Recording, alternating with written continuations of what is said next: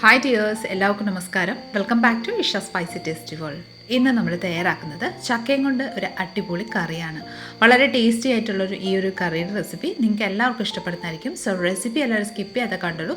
കണ്ടതിന് ശേഷം നിങ്ങളുടെ ഫീഡ്ബാക്ക് എന്നിൽ അറിയിക്കാൻ മറക്കല്ല. അപ്പോൾ പെട്ടെന്ന് നമുക്ക് ഈ ഒരു കറി എങ്ങനെ തയ്യാറാക്കുന്നത് നോക്കിയിട്ട് വരാം. അതിനായി ഞാൻ തീരെ കുഞ്ഞൊരു ചക്കയാണ് എടുത്തിരിക്കുന്നത്. നമ്മുടെ വിഷുക്കണിയിൽ കണി കാണാൻ വെച്ച് ആ ഒരു ചക്കയാണ് നമ്മൾ എടുത്തിരിക്കുന്നത്. ഇത് തീരെ കിളുന്തൊരു ചക്കയാണ്. അപ്പോൾ നമുക്ക് ആദ്യം ഇതിൻ്റെ തൊണ്ടെല്ലാം ഒന്ന് റിമൂവ് ചെയ്തെടുക്കാം. അപ്പോൾ അതിനായി നമുക്ക് ആദ്യം കൈമേ നന്നായിട്ടൊന്ന് വെളിച്ചെണ്ണയോ ഏതെങ്കിലും ഓയിലൊന്ന് നന്നായിട്ടൊന്ന് തേച്ച് കൊടുക്കാം. ശേഷം നമ്മൾ ആ ഒരു കത്തിമേ ഇതുപോലെ നന്നായിട്ടൊന്ന് ഓയിലൊന്ന് സ്പ്രെഡ് ചെയ്ത് കൊടുക്കാം. ഇനി നമുക്ക് ഇത് നന്നായിട്ടൊന്ന് വെട്ടിയെടുക്കാൻ വേണ്ടിയിട്ട് എളുപ്പ വഴി ഞാൻ നിങ്ങൾക്ക് പറഞ്ഞുതരാം. ആദ്യം ചക്കയുടെ മേൽഭാഗം ഇതുപോലെ ഒന്ന് കട്ട് ചെയ്തെടുക്കാം. നന്നായിട്ട് ഇതുപോലെ കട്ട് ചെയ്തതിന് ശേഷം നോക്കിക്കോളൂ, അതിൻ്റെ അരക്ക് ആ ഒരു പാൽ ഭാഗം നമ്മൾ നന്നായിട്ട് ഇതുപോലെ ഒന്ന് മാറ്റി കൊടുക്കാം. ശേഷം ഇത് നടുവിൽ നിന്ന് ഇതുപോലെ ഒന്ന് മുറിച്ചെടുക്കാം. തീരെ രണ്ട് ഭാഗമായിട്ട് നമുക്കൊന്ന് മുറിച്ചെടുക്കാം. അപ്പോൾ ഇതാ നോക്കിക്കോളൂ, രണ്ടായിട്ട് നമ്മൾ ഇവിടെ മുറിച്ചെടുത്തിട്ടുണ്ട്. ഇതുപോലെ മുറിച്ചെടുത്തതിന് ശേഷം നമുക്കിനി ഇത് കുഞ്ഞു കുഞ്ഞു പീസസ് ആക്കി ഒന്ന് കട്ട് ചെയ്തെടുക്കാം. തീരെ കുഞ്ഞല്ല, കൈമ പിടിക്കാൻ പറ്റുന്ന പാകത്തിനനുസരിച്ച് നമുക്ക് ഇതുപോലെ ഒന്ന് സ്ലൈസ് ചെയ്തെടുക്കാം. ഇതുപോലെ കട്ട് ചെയ്തതിന് ശേഷം ഇതാ നോക്കിക്കോളൂ, ഇനി നമുക്ക് ഇതിൻ്റെ ആ ഒരു മുൾഭാഗം നമുക്കൊന്ന് കട്ട് ചെയ്തെടുക്കാം. അതായത് ആ ഒരു മുൾഭാഗം ഉള്ള തൊണ്ട് നമുക്കൊന്ന് കട്ട് ചെയ്തെടുക്കാം. നല്ല മൂർച്ചയുള്ള കത്തിയാണെങ്കിൽ വളരെ പെട്ടെന്ന് തന്നെ നമുക്ക് ഒന്ന് കട്ട് ചെയ്തെടുക്കാം കേട്ടോ. ഇത് ഇപ്പം ഇത്തിരി മൂർച്ച കുറവുള്ളതുകൊണ്ടാണ് ഇത്തിരി പാട് വന്നിട്ടുണ്ടായിരുന്നു. എന്തായാലും ഞാൻ ഇതുപോലെ എല്ലാം ഭാഗം നന്നായിട്ടൊന്ന് മുറിച്ചെടുക്കുന്നുണ്ട്. അപ്പോൾ ഇതാ നോക്കിക്കോളൂ, ഇതേ രീതിയിൽ നമുക്ക് തൊണ്ടയെല്ലാം ബാക്കിയുള്ളതെല്ലാം റിമൂവ് ചെയ്തെടുത്തിട്ടുണ്ട്. എല്ലാം ഇതുപോലെ റിമൂവ് ചെയ്തതിന് ശേഷം നമുക്കിനി ഇതിൻ്റെ ഒരു കുഞ്ഞു കുഞ്ഞു പീസസ് ആക്കി നമുക്ക് കട്ട് ചെയ്തെടുക്കാം.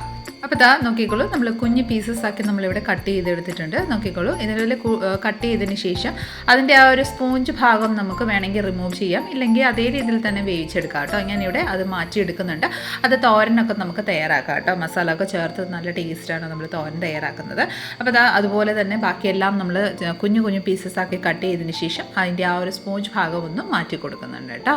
അപ്പോൾ ഇതാ നന്നായിട്ട് ചോപ്പ് ചെയ്ത്, അതായത് നമ്മുടെ കുഞ്ഞു കുഞ്ഞു പീസസ് ആക്കി സ്ലൈസ് ചെയ്തെടുത്ത് നന്നായിട്ട് വാഷ് ചെയ്ത് നമ്മൾ ചക്ക ഇവിടെ എടുത്തിട്ടുണ്ട്. ഇനി നമുക്ക് ഇതൊന്ന് സ്റ്റീം ചെയ്ത് ഒന്ന് വേവിച്ചെടുക്കാം. നിങ്ങൾക്ക് വേണമെങ്കിൽ കുക്കറിൽ ആഡ് ചെയ്ത് ഒന്ന് ഒരു വിസിലിന് നമുക്ക് വേവിച്ചെടുക്കാം. ഞാനിപ്പോൾ സ്റ്റീം ചെയ്താണ് എടുക്കുന്നത്.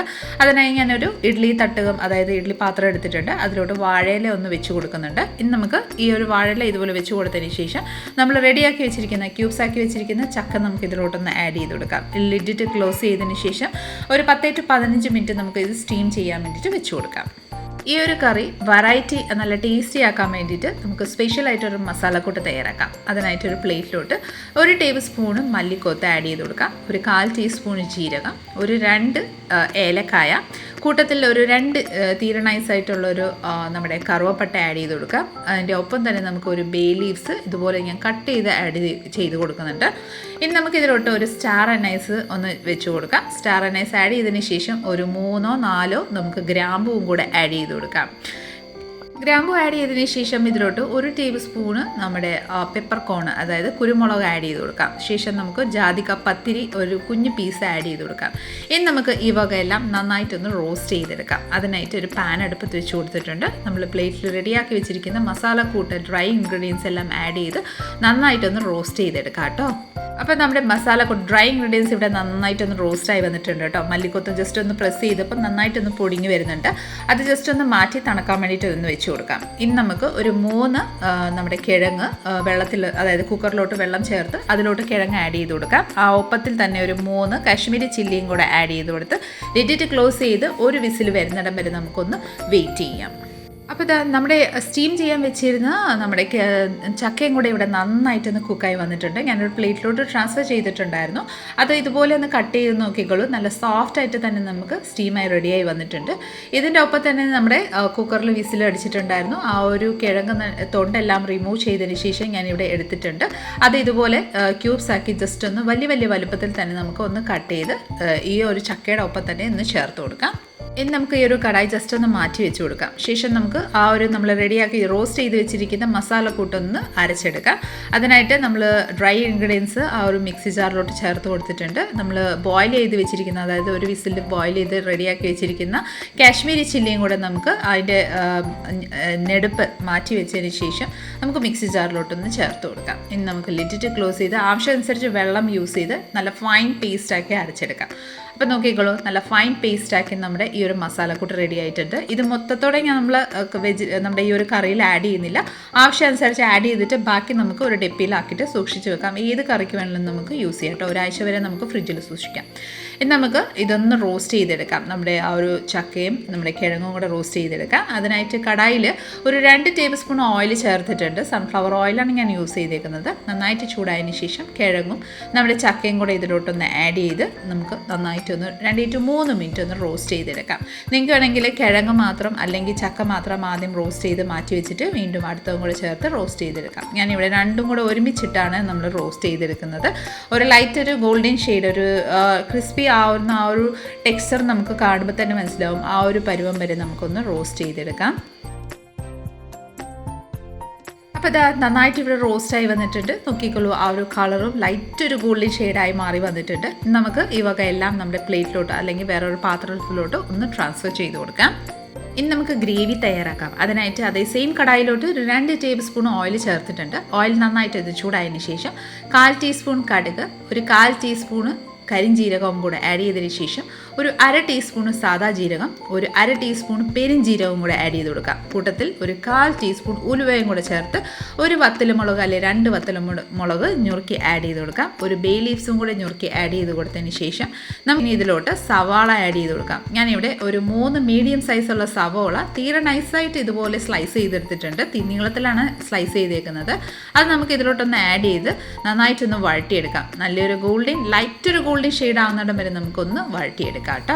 നന്നായിട്ട് സവോള ഏകദേശം ഒന്ന് വഴണ്ട് വന്നിട്ടുണ്ട്. ഇനി നമുക്ക് ഇതിലോട്ട് 1 ടേബിൾ സ്പൂൺ ഇഞ്ചിയും വെളുത്തുള്ളി പേസ്റ്റും കൂടെ ആഡ് ചെയ്ത് കൊടുക്കാം. ശേഷം ആ ഒരു ഇഞ്ചിയും വെളുത്തുള്ളി പേസ്റ്റിൻ്റെ പച്ചമണം മാറുന്ന വരെ നമുക്ക് നന്നായിട്ടൊന്ന് വഴറ്റി കൊടുക്കാം.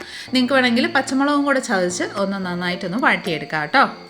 നമ്മുടെ സവോളയും ഇഞ്ചിയും വെളുത്തുള്ളിയും എല്ലാം നന്നായിട്ടൊന്ന് വഴണ്ട് വന്നിട്ടുണ്ട്. ഇനി നമുക്ക് ഇതിലോട്ട് ഒരു 2 മീഡിയം സൈസുള്ള തക്കാളിക്ക ജസ്റ്റ് ഒന്ന് ക്രഷ് ചെയ്ത് നമ്മൾ മിക്സിയിൽ ജസ്റ്റ് ഒന്ന് ക്രഷ് ചെയ്തിട്ടുണ്ടായിരുന്നു.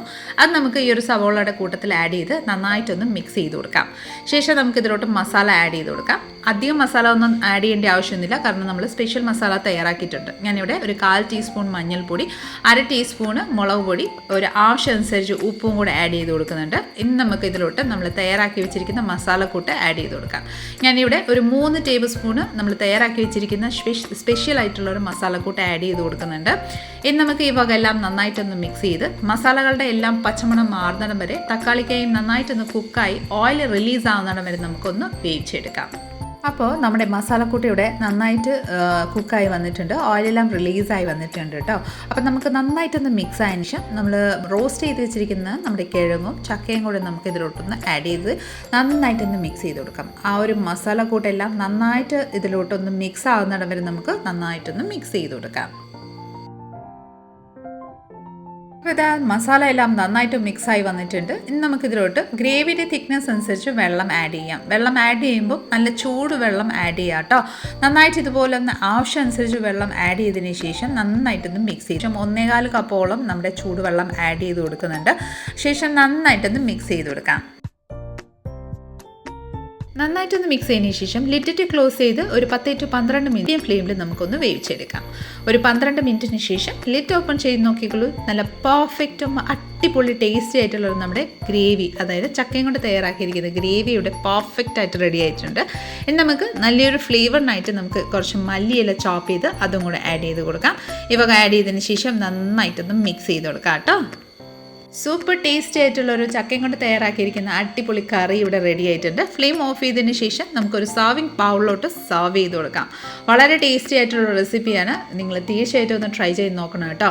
ഇത് വ്യത്യസ്ത രീതിയിലാണ് നമ്മുടെ ഇന്നത്തെ ഒരു ചക്കയും കൊണ്ട് തയ്യാറാക്കിയിരിക്കുന്ന ഗ്രേവി. നമുക്ക് ചോറിൻ്റെ ഒപ്പം ചപ്പാത്തിയുടെ ഒപ്പം നാൻ പൂരിയുടെ ഒപ്പം ഒക്കെ കഴിക്കാൻ പറ്റിയ ഒരു അടിപൊളി ടേസ്റ്റി ആയിട്ടുള്ള റെസിപ്പിയാണ്.